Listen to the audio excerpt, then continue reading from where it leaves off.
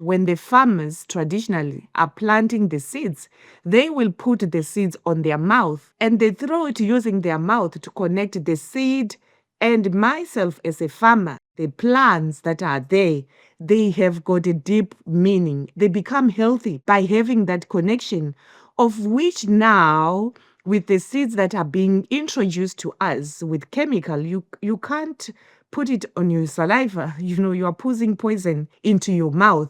I have learned that seed, it's something that is very sacred to many of the communities that I am working with. They connect the living and the dead. It's not just something that we nourish our body with, but it becomes the vessel of the heritage and then also the memory. Welcome back to Black Earth with me, Marion Atieno Osieo. Black Earth is an award-winning podcast celebrating Mother Nature and the incredible Black women leaders in the environmental movement. In today's episode, we're joined by Mashudu Takalani, an inspiring leader who works with communities across Southern Africa to help them restore their Indigenous lifeways and their relationship with the land. Our conversation today is about seeds, because seeds are the foundation of all life on Earth. Seeds carry our culture, they carry our histories, and they carry our futures. Unfortunately, today in Africa and across the world, the existence of seeds as we know it and the communities who have nurtured them for generations are under threat. And this is mainly because of the corporate capture of agriculture, industrial farming, and climate change. Mashudu shares with us why seeds are so vital to life on Earth and examples from her work on how to support communities to restore their connection with land, with seeds, and with culture. This episode is all about how we can plant the foundations for a future that is just, that is thriving, and that is life-giving. Enjoy.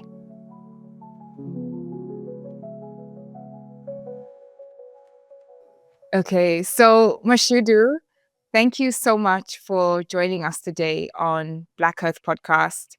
How would you describe your relationship with nature? Thank you so much, Marion. I grew up in urban areas, though I have been having regular visit to my grandfather's area or village. And then that made me like to have my connection with nature, which is deeply rooted in my culture and my upbringing.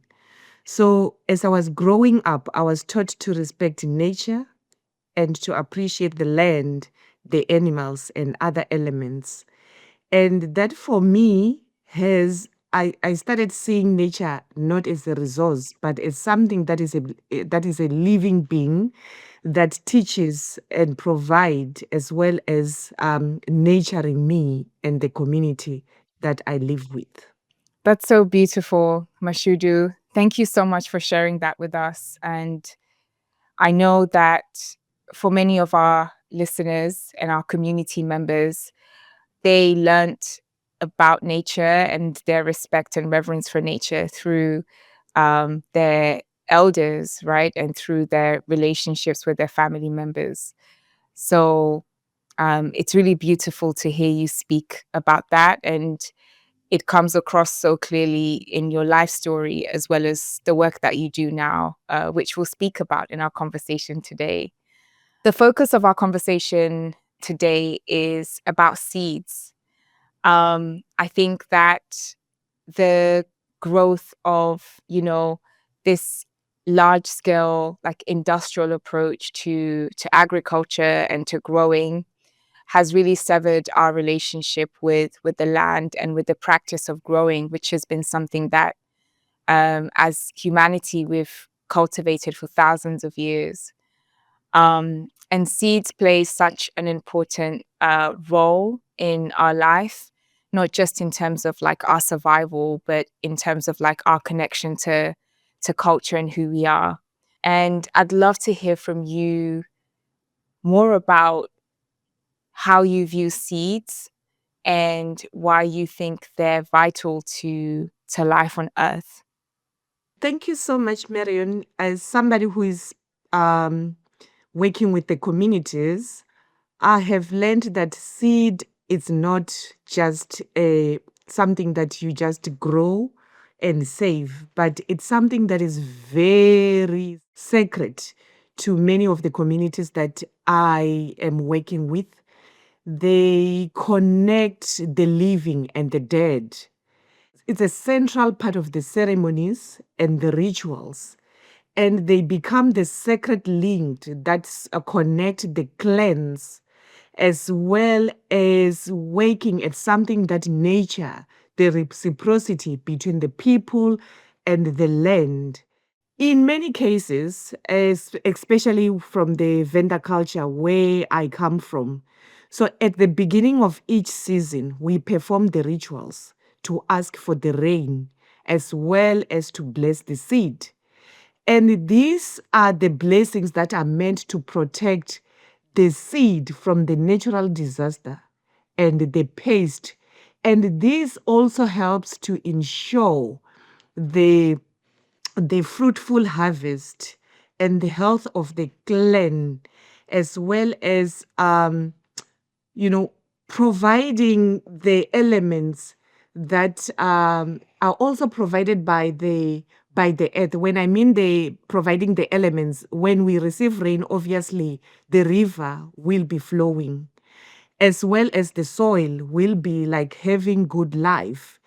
And then these also help us as the new generation to continue carrying these seeds, because this is our identity. And the food that I will say that I'm eating today, it's deeply rooted to the seed that have been passed on by my grandmother, my grandfather.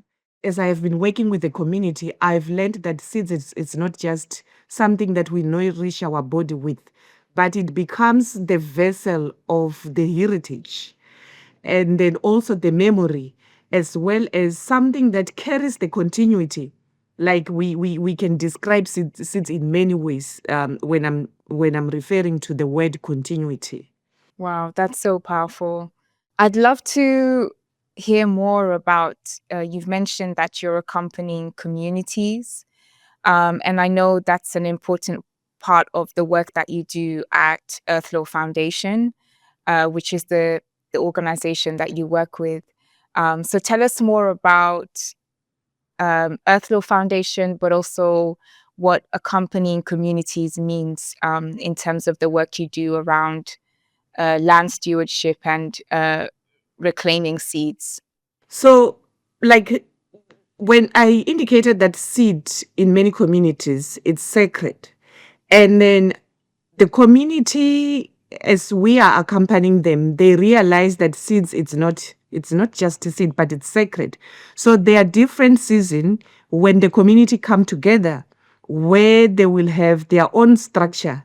You know, the spiritual leader, the chief, and other custodians that are chosen by the ancestors to perform the rituals that honors the land. So they use the seeds that they have been, transferred by those who came before us, in order for them to honor the land and to give reciprocity between the land, the seed, and their health, as well as they are the custodians of certain places. It could be the sacred site, or it could be a waterfall with a deep spiritual meaning, and that lies on the heart of the seeds that have been, preserved by the custodians. So that's why I said valuing the indigenous knowledge, it's something that have been left by those who came before us, the practices as well, and the way how we grow the seeds.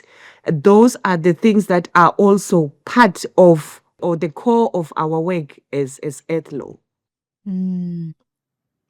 And why is it important to sustain or revive these like indigenous knowledge systems, especially when it comes to learning how to take care of seeds and to also, more broadly, seeds are part of a bigger community, right? how does reviving these indigenous ways of governance, of knowledge, how does that help a community in terms of like thriving going forward? So, through the work that we are doing, when we perform the ritual, we have learned that the ancestors only recognizes the seeds that comes from the soil.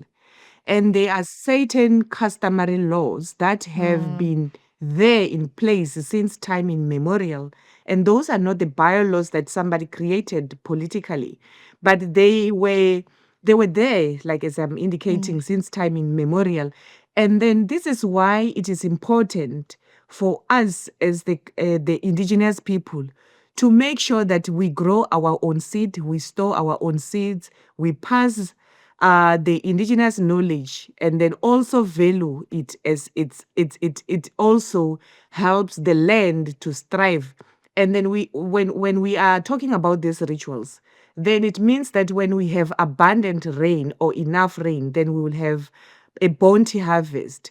So we will have insects also flourishing in their environment. We'll have the river flowing, we will have fish, everything in the environment will still be intact, as well as the livestock also will have life. Whereas when we are talking about the forensics that we don't know, it's just about, degrading the land and not caring about the life of other beings.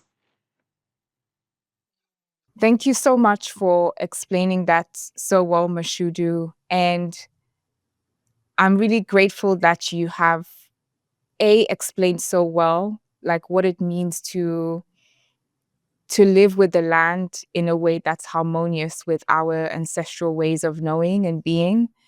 And I'm really grateful that you've also spoken about um, other systems of growing, like the corporate systems of agriculture, industrialized agriculture.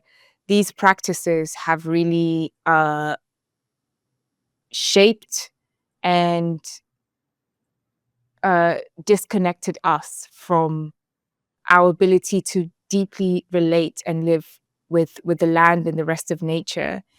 And I wanted to ask you how some of the examples of like corporate systems of agriculture and how they have affected the communities that you you work with, and how helping them to or accompanying communities to revive their ways of growing and relating with the land is also helping them heal from these forms of agriculture that, as you said, are foreign, but most importantly, are destructive to all forms of life. One of the things that I've learned as I participating in different rituals and the work that we are doing with the community is that seeds, it's a living being with a purpose and a relationship with us as the custodian, as the spiritual leaders. And we also need to pay the reciprocity between us, the land, and other beings. And then that also helps us to recognize that seeds are not just meant to be planted and fed us, but they are also meant to teach us and to connect with the farmer rather than just taking the seeds. You put them somewhere, wherever whatever we call it, maybe we can call it a seed bank or whatsoever, and disconnecting it to the people. So there are different seasons. There are some times when we have droughts, there are some times when we have floods, there's sometimes when we have normal rain. And when we are having that, we are learning each time through putting seeds on the soil. And one thing also that I have learned is that when the farmers traditionally are planting the seeds, they will put the seeds on their mouth to connect it with their saliva. And they dig a hole and they throw it using their mouth to connect the seed and myself as a farmer. And that helps to build the relationship between that particular seed that will grow into being a big plant. And then every morning as a farmer, you go into your field or your small garden And then when just by being there, the atmosphere between a farmer and the atmosphere between the plants that are there, they have got a deep meaning. And you can talk to your plants and they become healthy by having that connection, of which now with the seeds that are being introduced to us with chemical, you can't put it on on your saliva. You are putting poison into your mouth. So then those people who are creating the seeds, put them on this beautiful, nice shelf, they are only doing it to pattern and only for ownership, or maybe to make the profit, and forgetting or eroding the sacredness of the seeds, which when I'm growing or participating in the community, is that the seeds serve as a spiritual or cultural role that many communities have inherited from those who lived before us. And this is just something that, it's a tradition.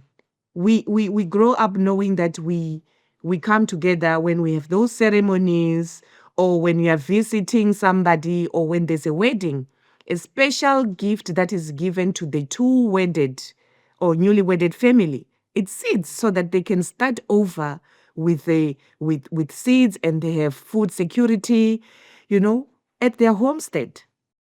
Thank you so much, Mashudu. I really hear from your explanation that seed is culture, that seed is really part of culture.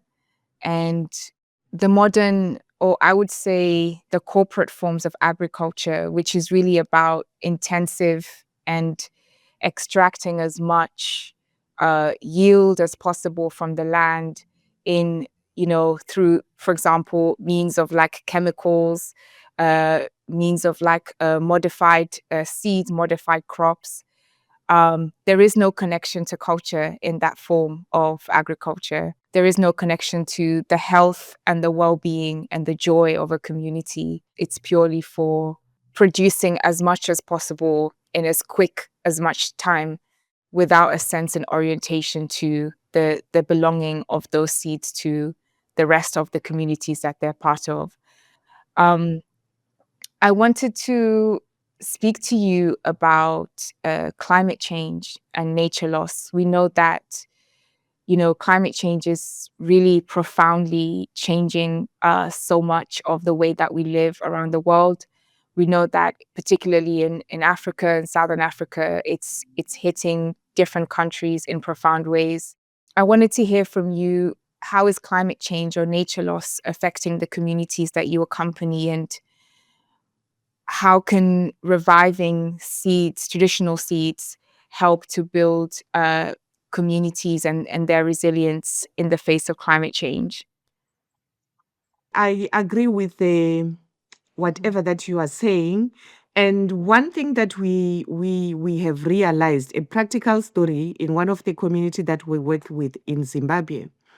So the community used to farm sorghum, finger millet, and pearl millet.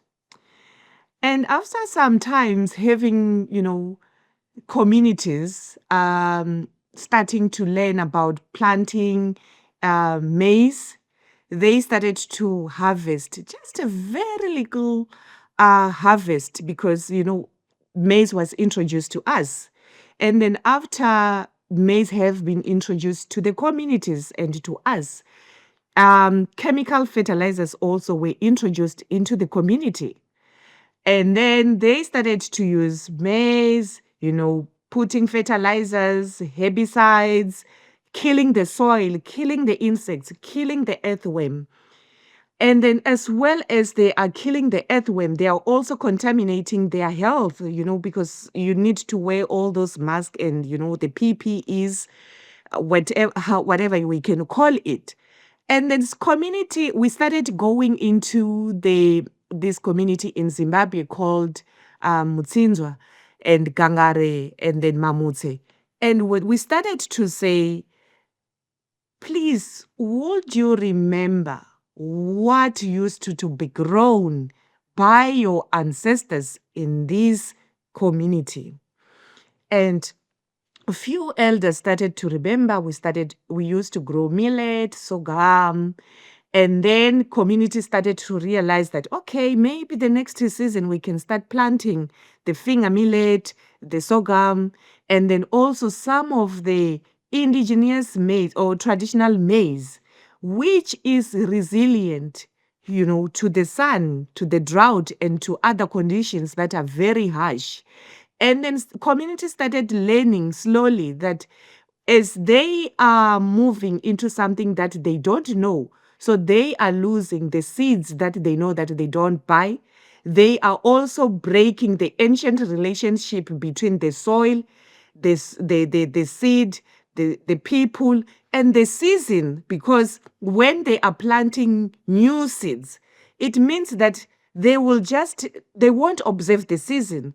Whereas when we are planting our own traditional seeds, we know that they are resilient. We also observe certain trees in the world that will indicate that this is summer. There is a certain bird in Swati culture which is called Pezukwemkoni, which is showing them that this is the new season for them to start planting. As I was also saying, then people then started going to the shops to buy the seeds, also to buy the chemicals, fertilizers, and they also lose the traditional ways of growing their seeds, and then also the connection or the deep connection between the farmer and the seeds. It's no longer there because you can't put the seeds with chemicals. And then also this doesn't only affect the farmer, but it also affects the custodians that are aimed to perform certain ritual or the rain ritual, because they are losing the seeds. How are they going to perform the ritual? Because when they perform the ritual using those foreign seeds, they won't get any response from the ancestors. If they are aimed to receive the rain, that means that the rain won't be there. So it affects their food security. It affects everything, the knowledge that meant to be transferred from, the younger ones to the elder ones. It's also, again, being lost.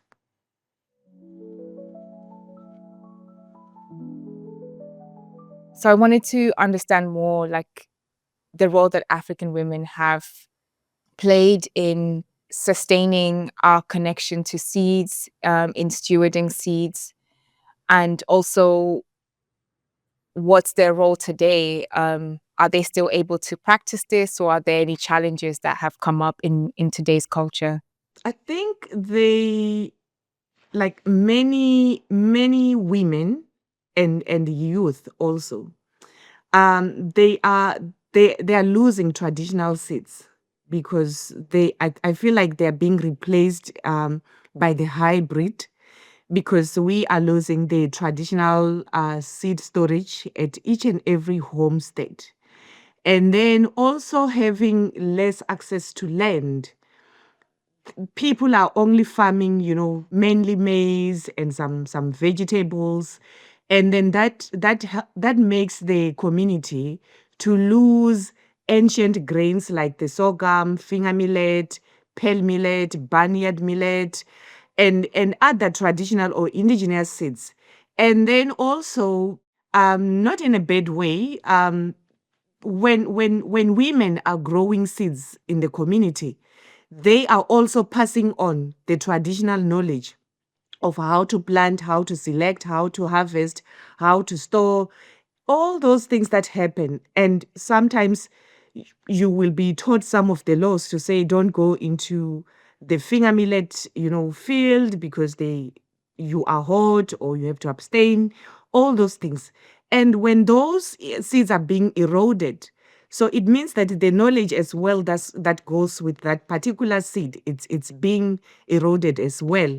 And then we, as young women, they are also losing the access to their grandmothers, seeds, because we only sometimes, when you go to somebody, they will be selling, and sometimes they won't give you enough of what you want to plant in your land. And then with these big companies as well, I feel like when they are selling this hybrid seed, they are very expensive.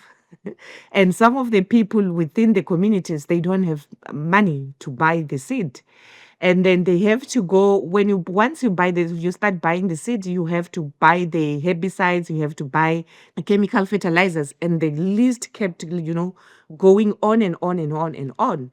And then also one of the challenge that I have also identified with the youth, normally at the homestead level, you will find that the family is the one that owns the land. And as a youth, I can't have the decision making to say, I'm growing traditional seeds in this, in our family land. They will control. If they want to go with hybrid, they will have to go with that. Unfortunately, until I get my own land. So those are some of the things that I feel like I am getting. And then, yeah, sometimes, which I think in some cases is still happening, you will find that most of the time, if the last born of the family is a male figure, so they are the ones that take over, inherit the land. When I say that, I'm referring also not just also the house, but also the field where they're going to farm and the livestock as well, meaning that as a girl child, I don't have much to inherit in terms of farming from my family. Thank you, Mashudu, for sharing that with us. You've been really clear in helping to see, how things like access to land and being a custodian of land, how that affects the types of decisions that you can make. And land stewardship comes with being able to have the space and the right to be able to make decisions about what you can plant. So thank you so much for also enlightening us, because you've shared things that I didn't really understand in terms of the different dynamics that can affect someone's ability to be able to, for example, start to practice or grow traditional seeds in their community. In this conversation, you've given us so many rich examples of how to restore, not just to restore seeds, but restore stewardship of seeds back into the hands of communities, of women, of young people. Are there other things that you think are going to be effective in doing this, specifically within the context of what's happening across the continent in Africa? Yeah, I feel like when the community try to identify the seeds that they are losing, mainly, like I'm talking about the millet, because for us this is a special seed in terms of connecting us with the ancestors, asking for rain. So when the communities are identifying this, so then the community also starts to have food within their homestead. They don't have to depend to anyone to go and buy seeds. So you can plant anytime you want to plant. You don't have to wait for somebody to say the seeds are out of store, and because you can just go to your kitchen, and then you pick the seeds, then you started planting. And then also the other thing, when people are having their seeds, they reconnect with the nature rhythm. They know that, as I was indicating, that certain birds are singing, certain flowers are singing. And there's also this story of saying that if a lot of lychee, the traditional lychee, like they produce a lot of fruits, then maybe you have less of what you will harvest. Mainly, maybe it could be maize or any staple, crop. And then these also help when the community are having their seeds on their hand. They then bring back the rituals that have been disappearing or that have been demonized. to say that, okay, now this is September, beginning of September, we are going to perform our ritual and honor our ancestors. And then after that, then they have to perform the seed blessing ritual, that they know that they are, repelling it from the paste, that they know that they are also trying to keep their health as the farmer. They don't want to get sick as they are planting. They also know that as they are doing the seed blessing, they are also trying to secure their territory from the hail, from storm, from natural, from these big droughts or whatever that comes out. And then also the elders, as they are the main people that we are working with, to pass the knowledge from the elder to the young ones. This is the opportunity for the elders to say, as they are sitting with their children, to say, oh, you see, you observe this season. So this is the sign that helps us to say, this is the time for the ritual before we start planting. And then you don't have to be controlled by anyone who is sitting somewhere, packing all those seeds nicely, but they are meaningless because they are just beautiful seeds with beautiful labels on the shelf without connecting us to what we call the land or the environment that also hold the potency of the ecosystem.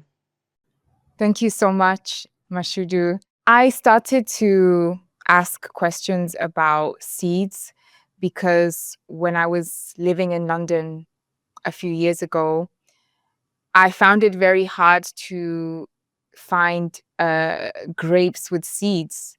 And I'd always grown up eating grapes with seeds, you know? So it was really shocking one day to find it so hard, in the whole city. I couldn't find anywhere that was selling grapes with seeds aside from like these organic shops, which were like super expensive.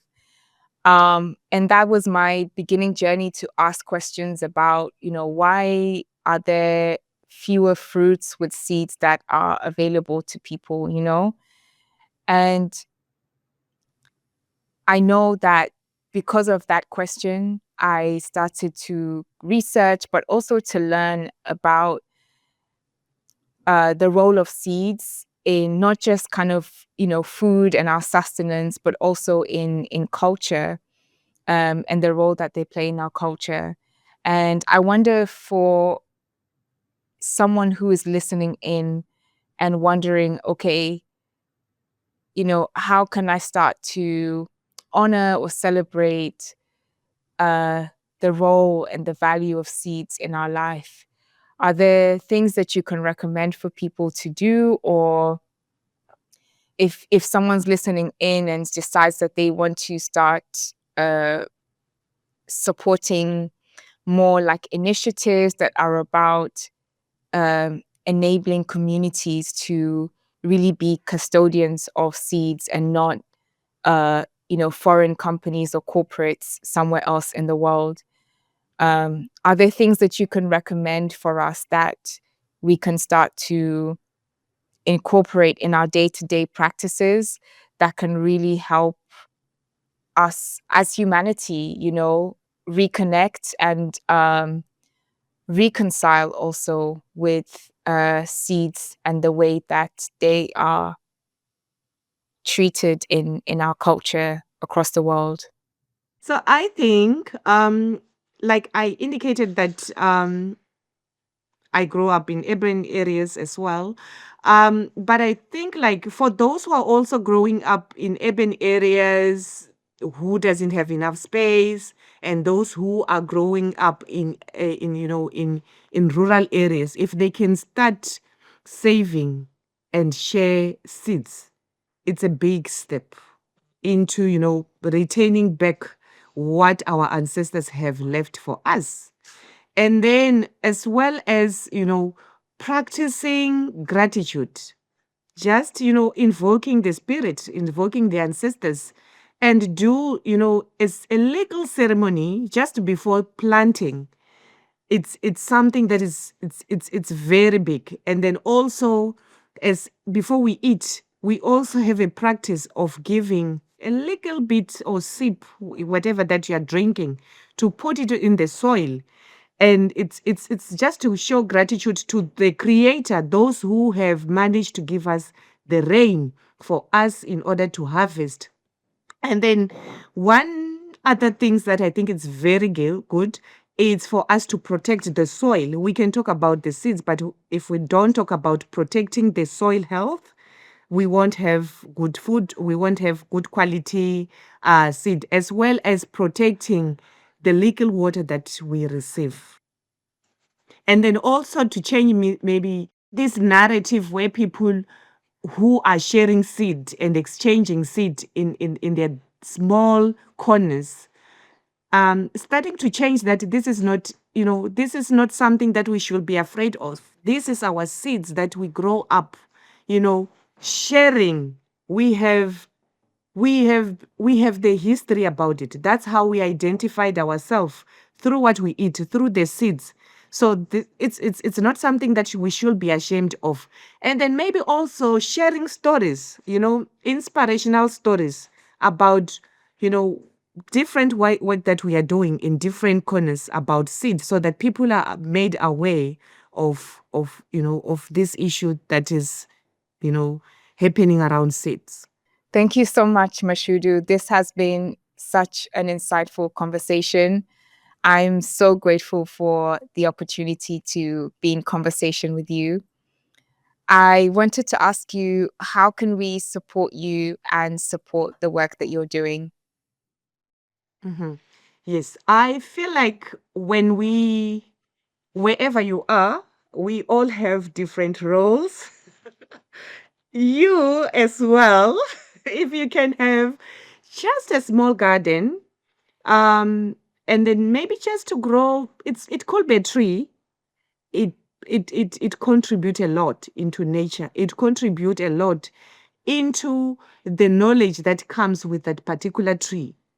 There's so much that happens. I remember, I don't want to be long, but I remember also as well during COVID, there were so many things that we have learned through the stories that comes with seeds, through the stories that comes with different trees. So by saving your own seed, by also sharing the stories as well that you are doing, which is very beautiful, as well. Yeah, and connecting us with other people that are doing similar work, I think it's something that's so powerful in order for us to keep the fire burning in relation to this beautiful work. Thank you so much, Mashudu. I'm very grateful. Thank you.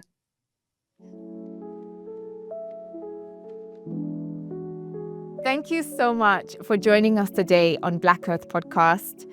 I hope you enjoyed this inspiring conversation with Mashudu Takalani. If this conversation resonated with you, I'd love for you to like and leave a comment below, letting us know what you found inspiring about this episode.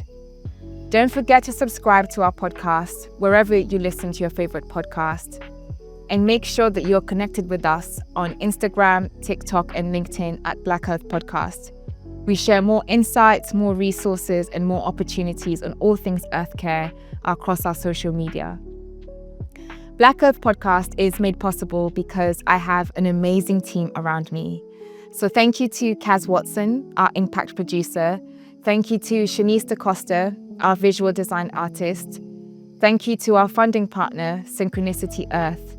And thank you to our podcast production team for helping to bring this vision into life. I'm Marion, CAO. This is Black Earth Podcast, and see you in the next episode.